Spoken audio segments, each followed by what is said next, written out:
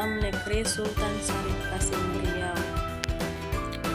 Mata kuliah Sejarah Islam Asia Tenggara. Dosen pengampu Profesor Dr. Hajah Heromiati MAG dan Bapak Bilhaki Putra SPDI MPD sebagai asisten dosen. Adapun tujuan video ini saya buat untuk memenuhi tugas UAS mata kuliah Sejarah Islam Asia Tenggara. Di sini saya akan menjawab 5 soal yang diberikan oleh dosen pengampu mata kuliah Sejarah Islam Asia Tenggara.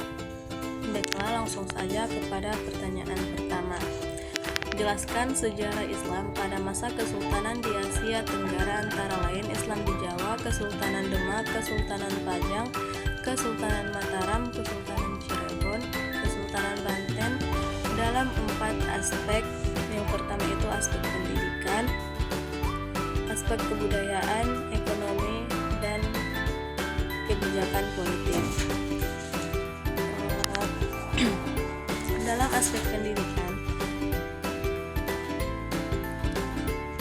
Islam di Jawa berkembang melalui pesantren yang menjadi pusat pembelajaran agama. Pesantren memberikan pendidikan agama Islam tradisional dan memainkan peran penting dalam memperkuat identitas keislaman masyarakat Jawa. Aspek kebudayaan, Islam di Jawa memberikan warna pada kebudayaan lokal, terutama dalam seni, sastra, dan arsitektur. Misalnya mencerminkan nilai-nilai Islam dalam narasi-narasi pewayangan. Dalam aspek ekonomi, Kesultanan Mataram, salah satu kesultanan terbesar di Jawa, berperan dalam perdagangan dan pertanian. Kerajaan ini mengembangkan ekonomi berbasis agraris dan memanfaatkan sistem irigasi yang canggih. Kebijakan politik, Kesultanan Mataram dan kesultanan-kesultanan lain di Jawa menerapkan hukum Islam dalam kebijakan politik mereka. Pemimpin-pemimpin kesultanan di Jawa seringkali diakui sebagai pemimpin agama dan negara. Kesultanan Demak, dalam aspek pendidikan, Kesultanan Demak mendukung perkembangan pendidikan Islam, pusat pembelajaran agama, termasuk pesantren dan madrasah, berkembang di bawah perlindungan kesultanan.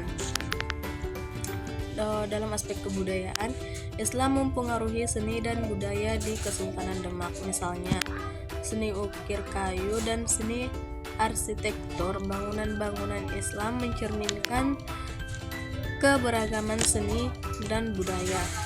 Dalam aspek ekonomi, Kesultanan Demak terlibat dalam perdagangan, terutama dengan pedagang Arab dan Gujarat. Ini memperkuat ekonomi kesultanan dan mempengaruhi perkembangan ekonomi di kawasan tersebut. Kebijakan politik, Kesultanan Demak menjadi kesultanan politik yang penting di Jawa. Penguasa Kesultanan Demak seringkali diakui sebagai pemimpin politik dan agama di kawasan tersebut. Kesultanan Pajang, dalam aspek pendidikan, kesultanan ini melanjutkan dukungan terhadap pendidikan Islam. Pesantren dan madrasah tetap menjadi pusat pembelajaran agama di bawah perlindungan kesultanan. Aspek kebudayaan, pada masa Kesultanan Pajang, seni dan budaya Islam terus berkembang. Seni ukir kayu dan seni arsitektur berlanjut, menciptakan warisan budaya yang kaya. Dalam aspek ekonomi Pajang didukung oleh pertanian dan perdagangan. Pajang menjadi pusat perdagangan yang penting di Pulau Jawa. Dalam kebijakan politik, Kesultanan Pajang memiliki kebijakan politik yang menekankan pada penguatan agama Islam dan menjaga stabilitas politik di wilayahnya. Dalam Kesultanan Mataram, dalam aspek pendidikan, Kesultanan Mataram menjadi pusat pendidikan Islam yang signifikan.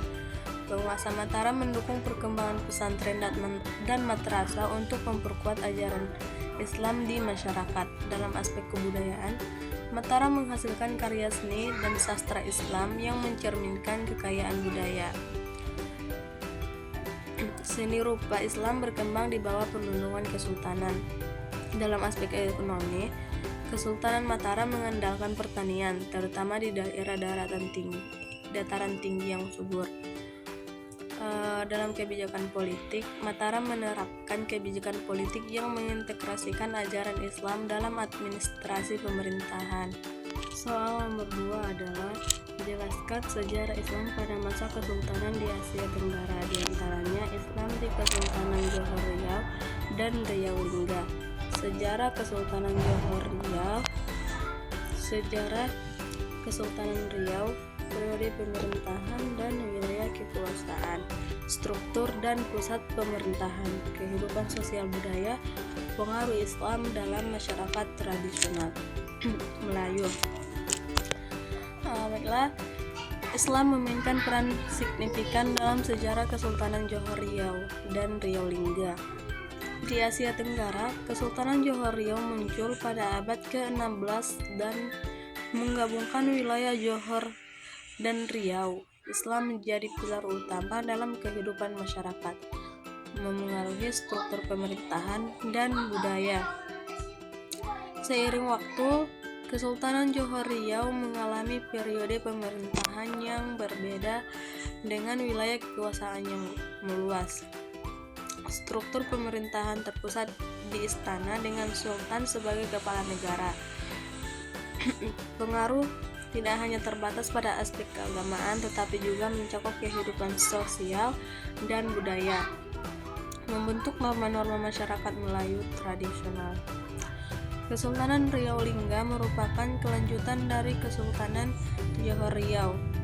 Wilayah kekuasaannya melibatkan perdagangan dan hubungan maritim di Selat Malaka. Islam tetap menjadi kekuatan penggerak dalam pemerintahan dan masyarakat, sementara struktur pemerintahan dan pusat kekuasaan terus berkembang. Kehidupan sosial dan budaya di kedua kesultanan ini tercermin dalam adat istiadat, seni, dan arsitektur mereka, yang semuanya mencerminkan pengaruh kuat Islam. Kesultanan Johor Riau dan Riau Lingga menjadi bagian integral dari sejarah Islam di Asia Tenggara, membentuk identitas kultural yang berakar dalam nilai-nilai Islam. Yang nomor 3, jelaskan bagaimana dinamika Islam di Malaysia yang berkaitan dengan masuknya Islam ke Semenanjung Malaya. Dinamika Islam di negara Malaysia kontemporer, Islam sebagai identitas Melayu, posisi Islam dalam konstitusi negara Malaysia, kebijakan pemerintah pasca kerusuhan etnis 1969. Islam telah memainkan peran penting dalam sejarah Malaysia, terutama sejarah masuknya agama ini ke Semenanjung Malaya. Islam pertama kali diperkenalkan oleh pedagang Arab dan India sekitar abad ke-7 hingga ke-14 Masehi. Dinasti Malaya yang berkuasa pada abad ke-15 menjadi pionir dalam penyebaran Islam di wilayah ini. Dinamika Islam di Malaysia kontemporer mencerminkan keseimbangan antara modernitas dan tradisi. Sementara Malaysia adalah negara yang terbuka terhadap perkembangan ekonomi dan teknologi. Nilai-nilai Islam tetap menjadi pondasi kuat dalam kehidupan masyarakat.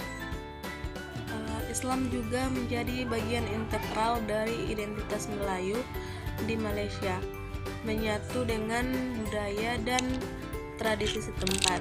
Posisi Islam di konstitusi negara Malaysia tercermin dalam statusnya sebagai agama resmi dan prinsip-prinsip Islam diakui dalam perundang-undangan. Setelah kerusuhan etnis pada tahun 1969, pemerintah Malaysia mengadopsi kebijakan yaitu dasar ekonomi baru untuk mengatasi ketidaksetaraan ekonomi antara kelompok etnis. Kebijakan ini mencakup pemberian bantuan kepada komunitas Melayu yang mayoritas beragama Islam untuk meningkatkan kedudukan ekonomi mereka. Secara keseluruhan, dinamika Islam di Malaysia mencerminkan perpaduan antara modernitas dan tradisi. Dengan agama ini tetap memegang peran penting dalam identitas dan kehidupan masyarakat. Nomor 4 yaitu jelaskan bagaimana dinamika Islam di Malaysia yang berkaitan dengan kebangkitan Islam di Malaysia, persaingan antara Partai UMNO dan PAS dalam isu Islamisasi. Islam mendapat dukungan dari negara dan pemerintah, geliat dakwah dan syiar Islam, penyediaan infrastruktur, pendidikan dan pengajaran, ekonomi, hukum, kebijakan luar negeri. Kebangkitan Islam di Malaysia mencerminkan dinamika perubahan sosial, ekonomi, dan politik. Persaingan antara Partai UMNO dan PAS dalam isu Islamisasi menciptakan ketegangan politik, dengan masing-masing berusaha untuk mendapatkan dukungan dari pemilih Muslim. PAS sebagai partai Islamis mendorong agenda keislaman yang lebih konservatif, sementara UMNO juga berusaha memperkuat legitimasinya dengan menggarap isu-isu keagamaan. Negara dan pemerintah Malaysia telah memberikan dukungan terhadap Islam melalui kebijakan dan legislasi. Islam diintegrasikan dalam berbagai sektor termasuk pendidikan, hukum, dan ekonomi.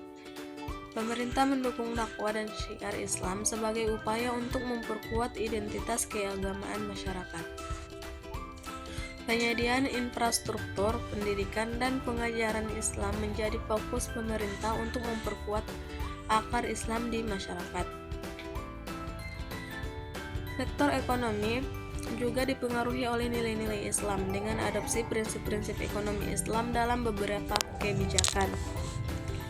Dalam ranah hukum Islam atau syariah memainkan peran penting terutama dalam hal pernikahan, waris, dan perkara-perkara yang berkaitan dengan agama.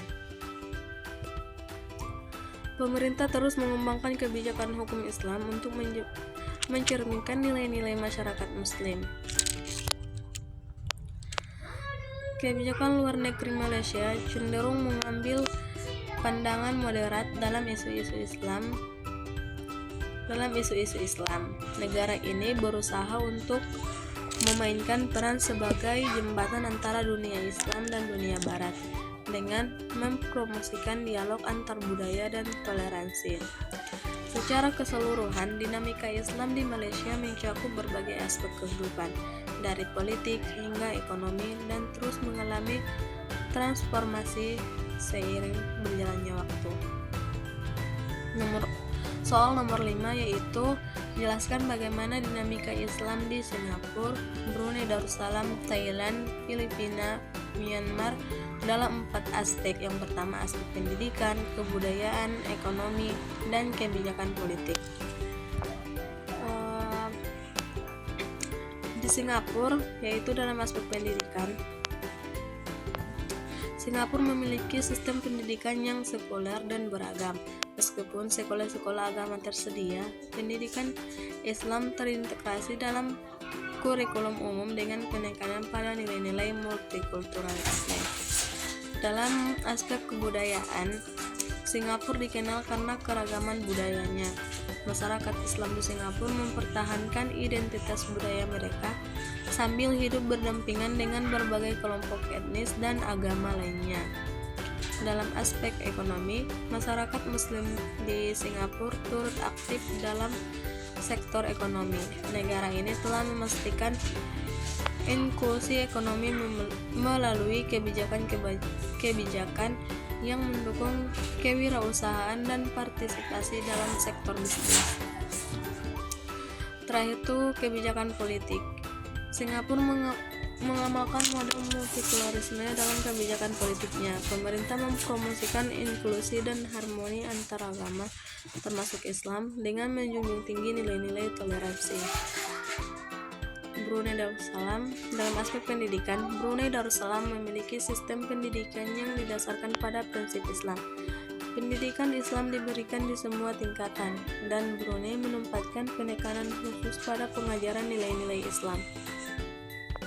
Dalam aspek kebudayaan di negara Brunei Darussalam sangat dipengaruhi oleh Islam. Nilai-nilai keagamaan tercermin dalam seni, musik, dan tradisi lokal. Dalam aspek ekonomi, Brunei didukung oleh sumber daya alam terutama minyak dan gas. Meskipun terdapat modernisasi ekonomi, nilai-nilai Islam tetap memainkan peran dalam kebijakan ekonomi. Dalam kebijakan politik, Brunei Darussalam adalah monarki berbasis Islam. Pemerintahan diatur oleh hukum syariah, dan Brunei berkomitmen untuk mempertahankan identitas Islamnya melalui kebijakan politik. Yang ketiga itu Thailand. Aspek pendidikan di Thailand tersedia di sekolah-sekolah khusus. Meskipun sistem pendidikan nasional bersifat sekuler, terdapat upaya untuk menyediakan pendidikan Islam bagi komunitas Muslim di selatan Thailand. Dalam aspek kebudayaan, komunitas Muslim di selatan Thailand memiliki kekhasan budaya tersendiri yang mencerminkan identitas Islam. Namun, terdapat ketegangan dan konflik yang berkaitan dengan perbedaan budaya dan agama di wilayah tersebut. Dalam aspek ekonomi, masyarakat Muslim di Thailand turut berkontribusi pada ekonomi nasional, terutama di sektor pertanian dan perdagangan. Aspek kebijakan politik, Thailand adalah negara dengan mayoritas Buddha dan terdapat ketegangan politik dan sosial di selatan Thailand yang mencerminkan perbedaan agama dan budaya. Selanjutnya yaitu Filipina. Aspek pendidikan. Pendidikan Islam di Filipina tersedia di madrasah dan sekolah-sekolah Islam. Pemerintah Filipina mendukung upaya untuk memperkuat sistem pendidikan Islam di wilayah-wilayah yang mayoritas Muslim. Kebudayaan Islam di Filipina tercermin dalam seni, musik, dan tradisi lokal di wilayah-wilayah seperti Mindanao. Namun ada ketegangan dan konflik di beberapa wilayah yang melibatkan perbedaan etnis dan agama. Selanjutnya itu aspek ekonomi. Masyarakat Muslim di Filipina berkontribusi pada sektor ekonomi nasional, meskipun di beberapa wilayah terdapat tantangan ekonomi yang dapat dikaitkan dengan konflik politik dan sosial. Yang terakhir itu aspek kebijakan politik.